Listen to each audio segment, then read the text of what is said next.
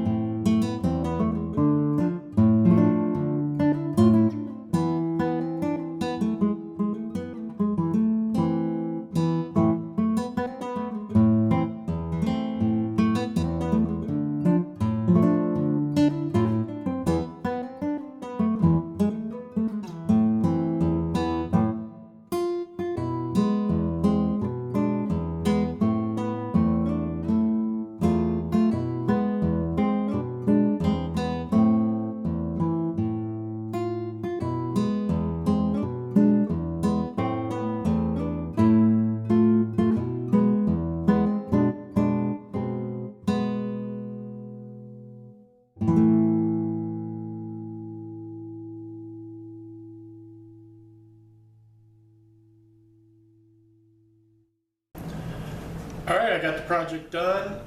Want to thank Nick Ferry, Patrick's Workshop, and Ted Alexandria for putting this challenge on. 2015 Kitchen Utensil Challenge.